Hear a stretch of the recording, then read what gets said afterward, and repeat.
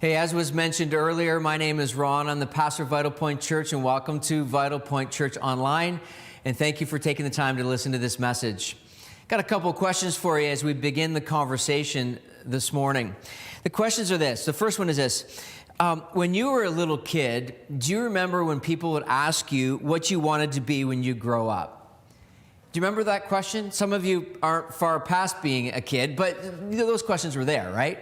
This is what parents ask their kids when they're growing up. Hey, what do you want to be when you grow up?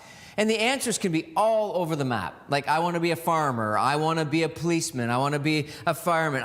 The answers are all over the place. It could be like, I want to fly a spaceship. We all have these ideas when we're little of what we want to be when we grow up. But we also have other questions that when we meet someone for the first time, maybe you move into a new neighborhood or you come across someone at one of your kids' sports teams and you say, hey, what do you do? And we start describing what we do for a living. You might say, well, I'm a teacher, I'm a lawyer, I'm a farmer, I'm whatever, I'm a factory worker, cashier. It doesn't matter. We talk about these things of what we do. For example, for me, when I met some of my neighbors for the first time a year ago, one of the people asked me, so what do you do? And I said, well, I'm a pastor. And the question and the response was very interesting because the response was like, so do you work like one day a week? It's like, no, we work a little bit more than one day a week, but that's kind of the perception. Or sometimes when I'm on a golf course and I intercept somebody and we maybe golf together for a while and we get to maybe hole 14 and they say, hey, what do you do? And I say, I'm a pastor. And then they start realizing all the dirty jokes that they've told and the foul language and they start apologizing, which I really don't care, but it's just very fascinating. But then there's another question I think we need to ask ourselves sometimes. It's this question. It's a little bit deeper. Like, who are we becoming? I find it so interesting that when we look at our lives, when we look into the mirror, sometimes we find ourselves looking in the mirror going, how did I get here? Like, who have I become?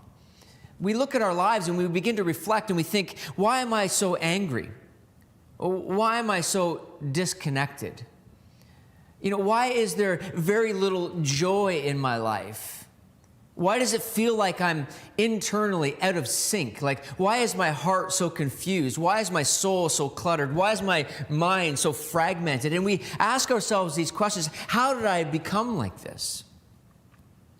One of the interesting things that I've noticed over the past number of months of 2020, and I've had conversations with lots of people, either now more recently in person, but also on Zoom, is that we're beginning to ask these questions more often of ourselves.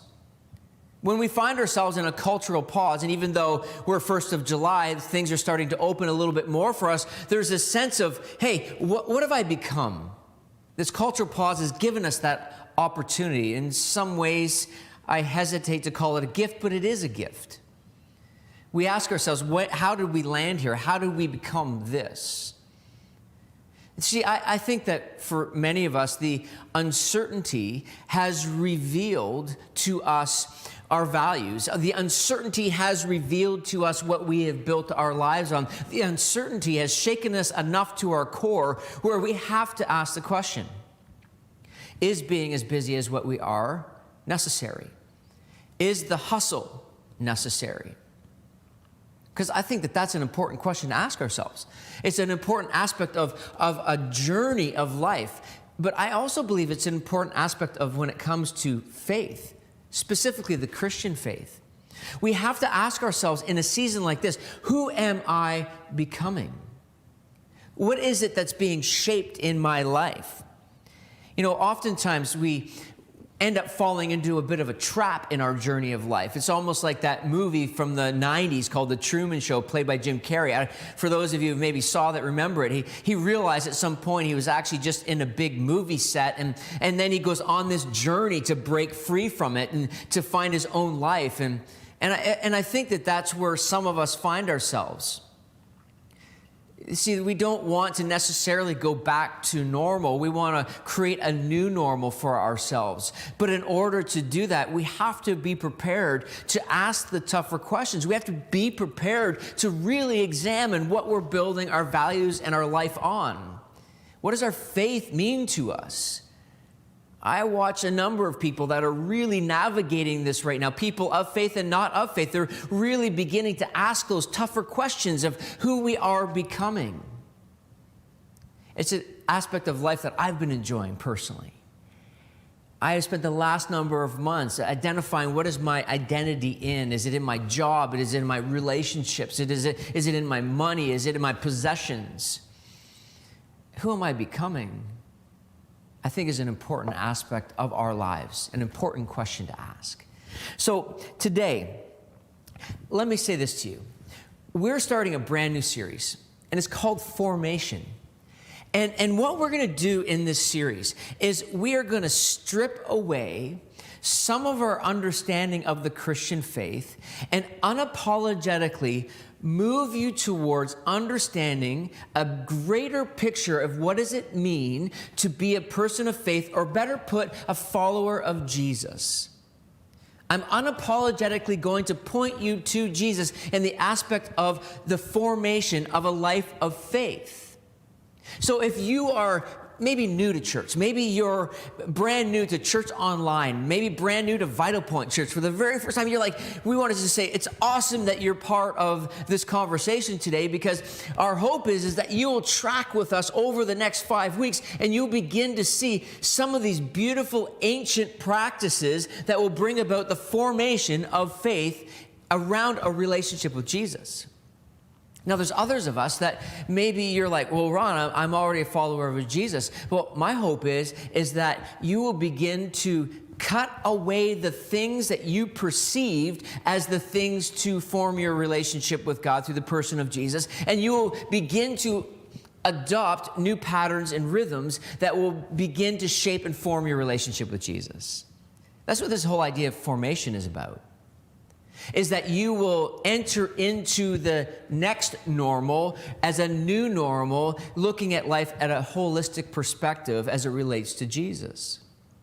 Now, the word formation is a beautiful word as it relates to the Christian faith. The Apostle Paul wrote this book called Galatians. And in Galatians chapter 4, verse 19, he says something very interesting. I want to read it for you because it kind of helps us understand the depth of what is happening here. Let me read it for you. He says this, "Oh, my dear children."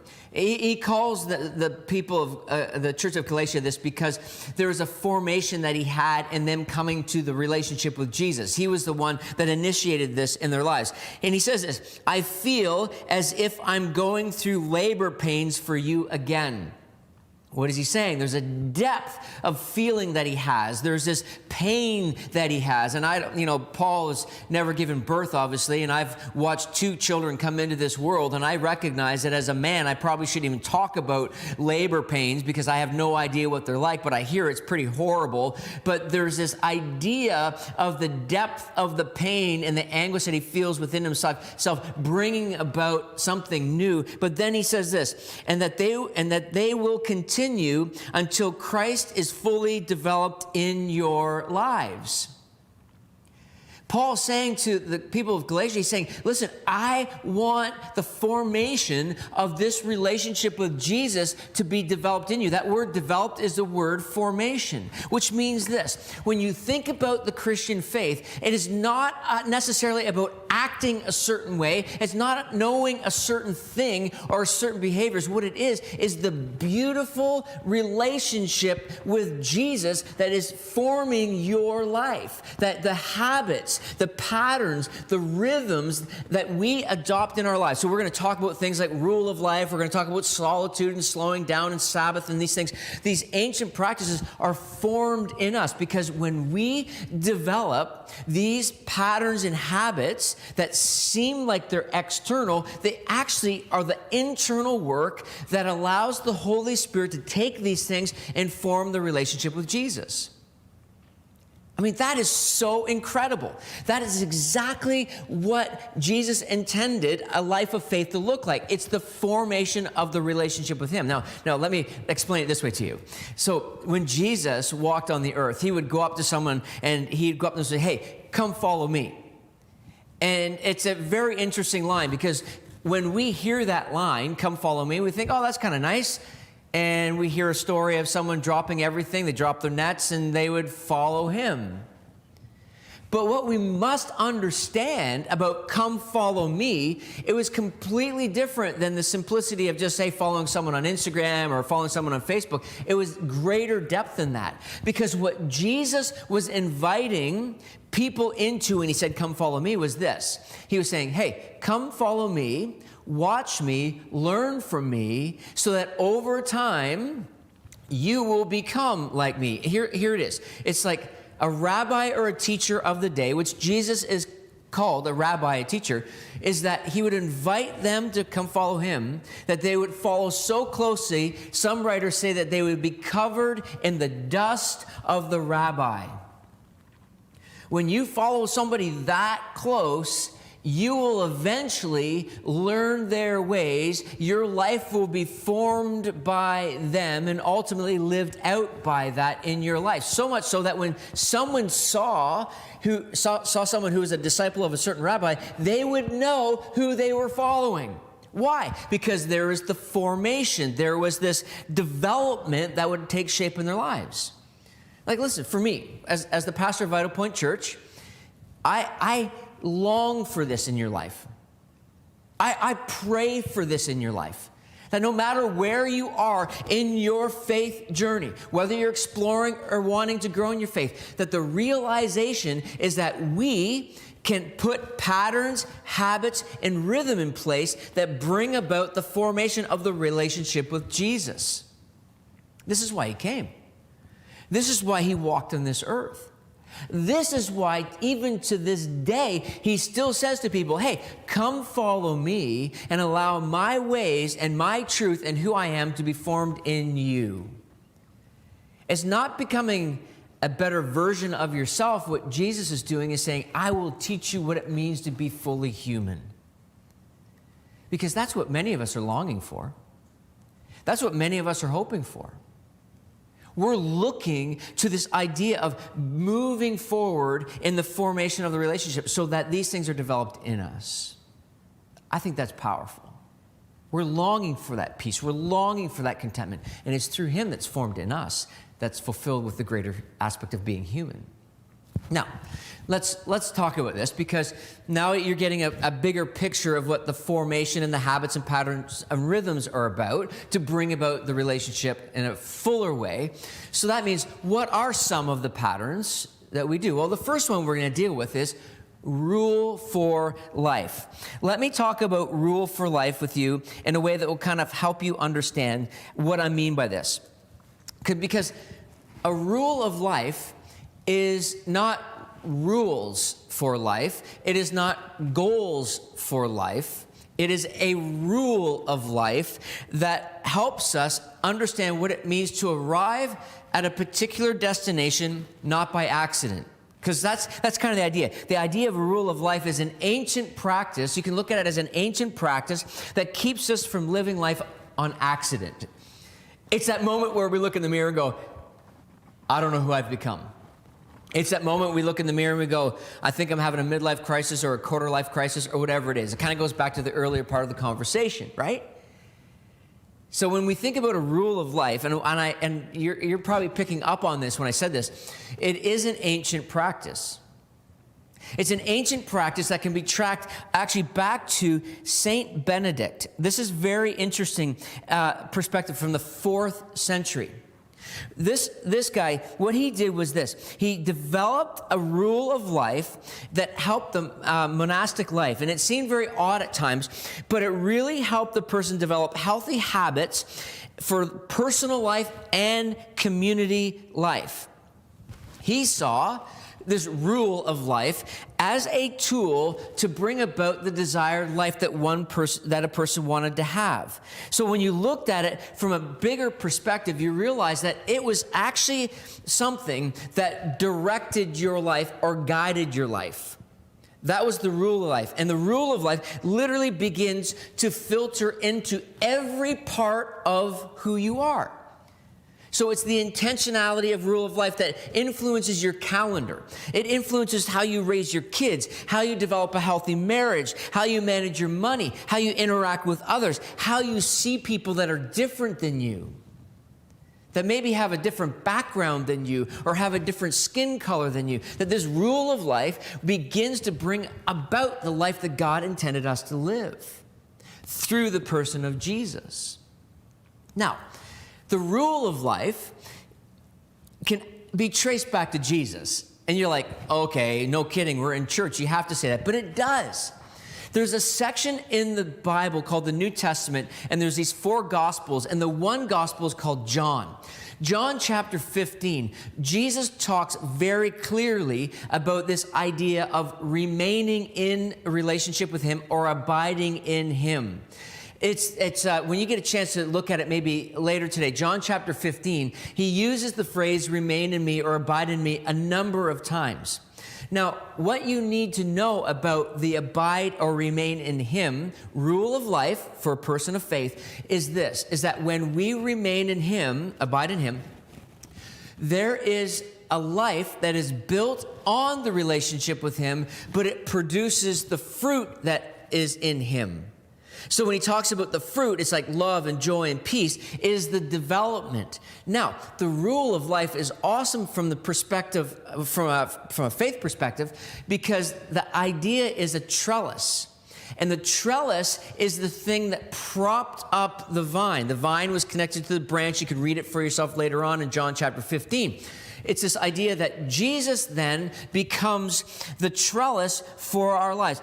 The relationship with him props us up to hold us up in the development of the fruit, but it will be able to withstand it in a different way because of the unbelievable fruit that's developed in relationship with him. This is the formation part. This is the transformation part of a walk with Jesus. It's the trellis. It's the propping up. See, the rule of life says, I will live my life directed towards him. Now, let me deal with something that I think we need to talk about. I want us to understand something here. When you think about the world, when you think about society, okay, when you think about culture, and we could talk probably all day about this aspect of things, but we must understand this, that the world, culture, society, however you want to define it, does not want you to form habits or patterns that bring about the formation of your relationship with Jesus. Okay, we need to understand this. The patterns of this world would rather see you busy, would rather see you hustle, would rather see you develop patterns that leave you exhausted and tired. Patterns of the world that lead you towards being a consumer instead of a creator or a contributor. Like we just need to be real with this today. That everything about our society and our culture and our world, I should be careful about saying everything, but that we need to have a mindset that says that the world is not seeking my best interest. Like, I don't want this to become a social media rant, and I want to be careful because some of you would just click off right now and be gone, but I want you to stay with me for a minute. Social media only feeds the consumer in us. It's the post to get the like. It's the post to get the comment. It's the post to get the share. And over time, what begins to happen, we just become consumers instead of contributors, and what we consume begins to shape us and mold us. And let me just be clear again. It doesn't have your best interest in mind. Today, I was having a conversation with someone on a patio over coffee, and we were talking about this idea that Jesus talks about in John chapter 10. John chapter 10, where Jesus says the thief's purpose is to steal, kill, and destroy. So when you think about the formation, what we must understand is that the formation of a relationship with Jesus and the habits of the rule of life is to bring about the fullness of life as what God sees us to be, which brings us freedom, which brings us peace and love and joy. But the world is saying, no, I want your calendar full. There must be something wrong with you if you've got empty spaces or you're not busy. What's wrong with you? We've built the whole culture around you got to hustle more, you got to work more, you got to work 80 hours a week. All the while, the formation of our faith is being destroyed. And see, that's what concerns me so much about going. I don't want us to go back to that. I want us to create a new normal that brings about the formation of our lives with Jesus. Now, let's kind of jump into another aspect of understanding what it means to develop this rule of life. See, the rule of life says this. It is the statement, or it is the concept, or it is the perception that we have, or the way we live, that points us towards Jesus. So what our lives are directed towards will shape us. Okay, so when you think about a rule of life when it comes to faith, is I'm going to live my life, and every aspect of it, whatever it is, pointed towards Jesus. Because what our lives are pointed towards ultimately begins to show us what we prioritize in our lives. So the rule of life would be this as it relates to a relationship with Jesus. I'm going to say this, and you're going to be like, what? I don't know what you're talking about. It means this, that Jesus must become king of your life. I know, right? You're like, whoa, hang on a second. I'm in charge of my life. I'm in charge of my destiny. I'm the king of my life. I'm the queen of my life, whatever it is you're thinking right now. And you're like, did he really just say that? It is true. That in order to truly be formed in a relationship with Jesus, he can't simply just be an add-on or someone of convenience. To truly be formed as a rule of life, he must become king of our lives. You know, listen, we can do a decent job of leading our lives. We can. We can do a decent job of serving and being positive and all those things, but oftentimes left on our own, we develop habits and patterns that will ultimately not fulfill the life of a relationship with Jesus the way he intended it to be.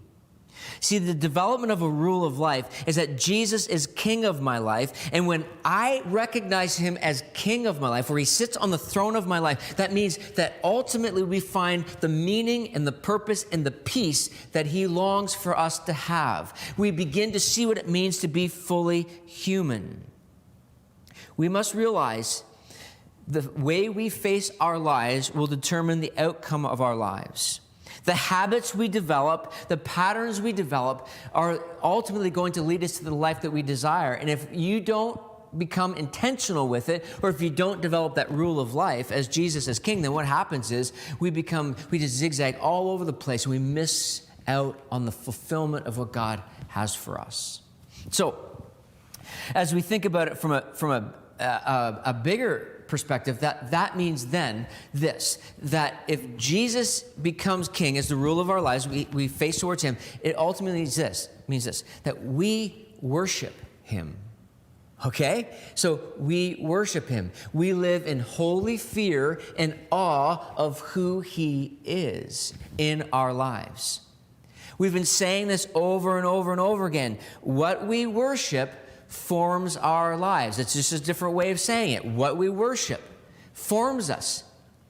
Like, we all know this, but sometimes it feels like we just need clarity on this to understand that we must live out our lives as an act of worship towards King Jesus as Lord of our lives, so that we are formed by him. We are formed by what we worship. Okay, so I want to talk about idols. I hope you're okay with this. I want to talk about idols because it's a part of the conversation that we need to have. And you're like, whoa, we live in 2020. We don't have idols. Like, you read the Bible and they had idols. They had these poles, all these crazy things that they do, these temples that they worship. We're not like that. They would form things out of wood and stones, and we don't do that. Really? You think so? Let me read for you. I love this. I came across this for us in Psalm 115. If I can find it here, Psalm 115. Okay, it's in the same spot. I want you to read later Psalm 115, verses 1 through 8. But look at verse 8 to support what I'm talking about. It says, "And those who make idols are just like them, as are all who trust in them." See, what happens is, if our rule of life is not clear, then the temptation out of our human nature will be this, is to rely upon other things to fulfill ultimately what only God can do in our lives in a relationship with Jesus. So we will make idols out of certain things. So just stay with me, please. Don't go anywhere. Stay with me. I'm going to say something that I'm having a hard time saying. Our phones have become an idol. Oh yeah, you're like, just think about it. Some of you right now watching this are on Instagram, well, listening to me, right? I could just see you. Some of you are like, you're on YouTube, but you've got another browser open, you're flipping through Facebook, right? Like, think about what happens when a notification comes in on your social media. It dings, it chirps, it beeps, or your phone, someone texts you or whatever. What happens is we jump. We're being shaped by that. I mean, this modern day 2020 idol is our phone. Listen, I'll be total transparent with you. I can make my phone an idol. You just ask my wife. And hopefully she's not going to comment right now in the chat section, but you just ask her. Sometimes she'll have a conversation with me. She says, why are you roaming around with your phone in your hand? I don't know. I just have it in my hand. Because I feel like I can't go anywhere without it. It's like, right? What happens over time is this thing begins to shape me. I put my trust in it to give me the fulfillment of what I believe only God can give me. And then next thing you know, it's become an idol. What we worship will shape us. So this is why I believe it is absolutely essential that we develop a rule of life that says this: in all things, I will face my life towards Jesus so that he can be formed in me. I will, in my rule of life, make him king of my life, and I will worship him as the priority of my life. And here's what happens. When we seek to do that in the relationship with him, what happens is all things begin to fall in the right place. So when you think about your calendar, the temptation to fill it up and to go faster and to hustle more will be, whoa. It's like, how does this face me towards Jesus? When you make choices and decisions of what you allow your kids to be part of and what they do, how does it fit into my facing towards Jesus? Listen, parents, I'm going to say this up front. This is free of charge. We need to be aware of this. I've walked this path, put too much weight in it. Like, listen, competitive sport, I'm not talking about house league sport, competitive sport, high-level competitive sport can become a very big distraction from being faced towards Jesus. That, for many families, it's going to become an issue, especially if things open up again. And just trust me on this. It'll really rub. You got to be aware of this. If you don't have a rule of life, competitive sport will take over your family. How does the rule of life enter into the development of your calendar, development of your time, how you work your social media, how you use your technology, how you spend your money? What is the rule of life of what you do ultimately with your life? See, I just think what we need to maybe do as we develop this ancient practice of a rule for life is take the time to sit down and go, what is my rule of life? As I look in the mirror, who have I become?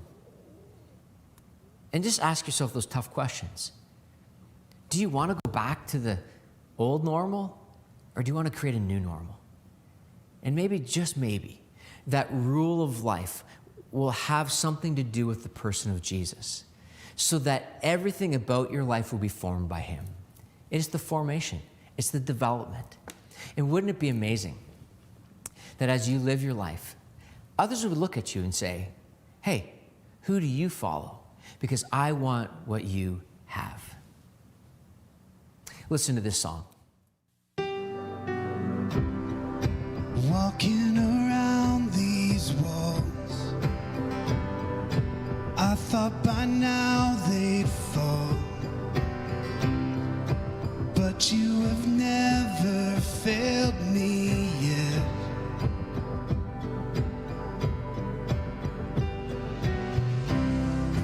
Waiting for change to come,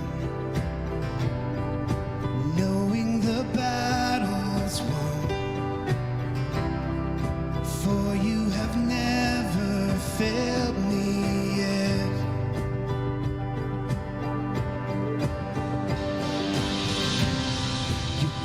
Still stands. Great is your faithfulness, faithful.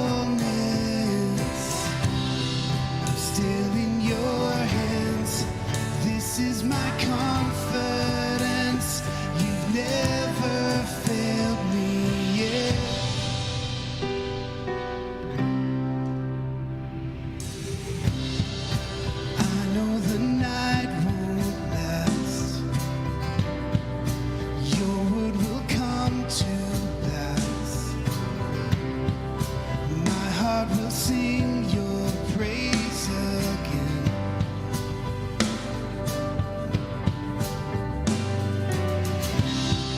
Jesus, you're still enough. Keep me within your love. My heart will sing your praise again.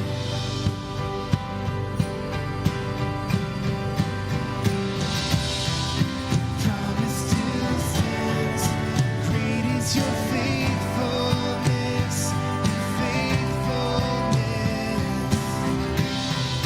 still in your hands. This is my confidence. You never failed me yet.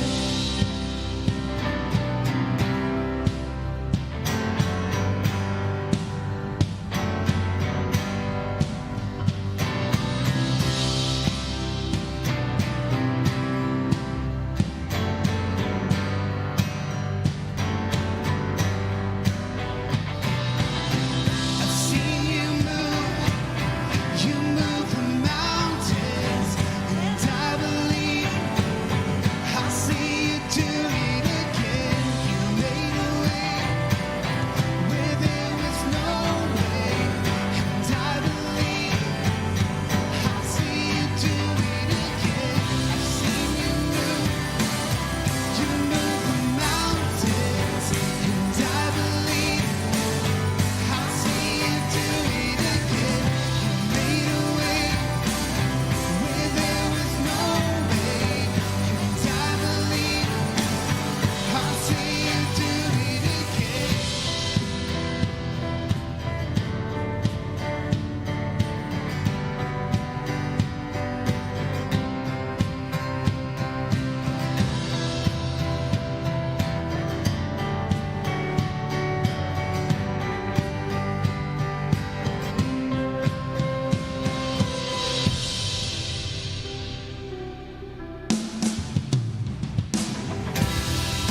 Promise still stands.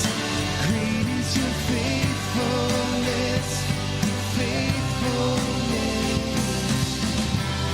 I'm still in your hands. This is my confidence. You never fail. Promise still stands. Great is your faithfulness, I'm still in your hands. This is my confidence. You never fail.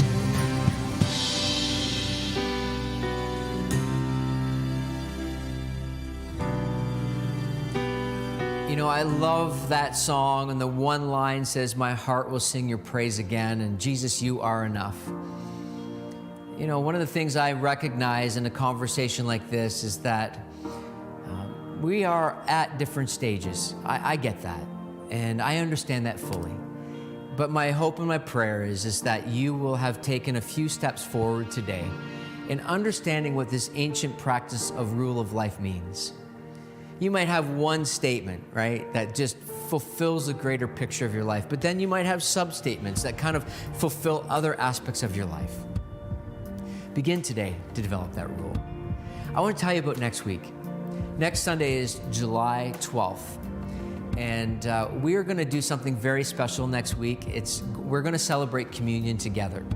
So as you think about July 12th, you think about next Sunday, we're going to be doing a virtual online communion together. You will be responsible for getting the juice and the bread together, and just be aware of that. If you're part of our weekly email that goes out, and if you're not, you can go to vitalpointchurch.com and you can fill out that card and we'll get you that weekly, but I'll remind you this week, and all of our social media platforms as well.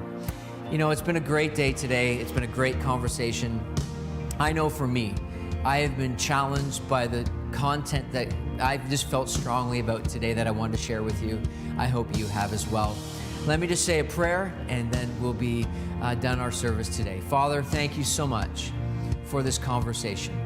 Thank you that we can build our lives on the person of Jesus Christ, that we ultimately can face towards him and have our relationship formed by him in us. May we discover what it means to have him King of our lives, Lord of our lives.